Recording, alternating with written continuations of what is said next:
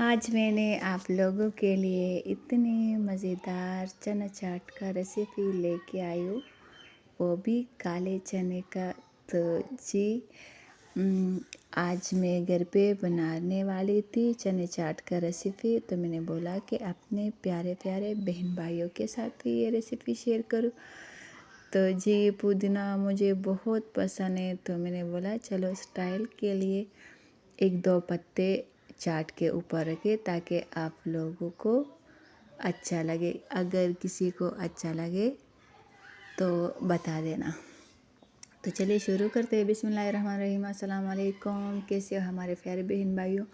आप लोग देख रहे हो शबाना का किचन। जी आज मैंने काले चने उबाल के रखे थे, तो मैंने बोला चलो अपने प्यारे बहन भाइयों के लिए चने चाट का रेसिपी सिंपल से बता दूंगी। तो सबसे पहले मेरे पास थे एक कटोरा काले चने उबले हुए, और उसके बाद थी एक मीडियम साइज़ का खीरा, और एक बड़ा प्याज था, और दही भी बहुत हमारा ज़ुबान में इसको, आप लोगों के ज़ुबान में क्या बोलते हैं, तो हमारा ज़ुबान में तो इसको इतना प्यारा नाम लेता है, भूल गया।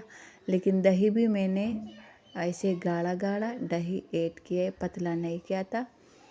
तो मैंने सोचा कि दही वैसे भी खुद बाद में पानी हो जाता है, तो इसके साथ ऐसे मज़ा करते। और ये थी हरे धनिया के पत्ते और हरी मिर्चें और थोड़ी सी टमाटर। तो मेरे बच्चों ने बोला कि टमाटर नहीं ऐड करना, लेकिन मैं खूबसूरती के लिए मैंने थोड़ी सी टमाटर भी काट के डाली। तो बहुत आसान सी रेसिपी जो मैंने सोचा कि चलो आप लोग को भी दिखाओ, तो इसके ऊपर मैंने चाट मसाला ऐड कर दिया, और चुन्नी सी काली सी सबसे पहले काली मिर्च और बाद में चाट मसाला ऐड कर दिया।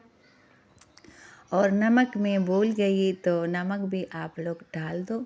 नमक में कैमरे के सामने नहीं डाला, तो नमक जी मैं भूल गई, तो नमक भी आप लोग डालो, क्योंकि बगैर नमक का इसका टेस्ट अच्छा नहीं लगता खाने में।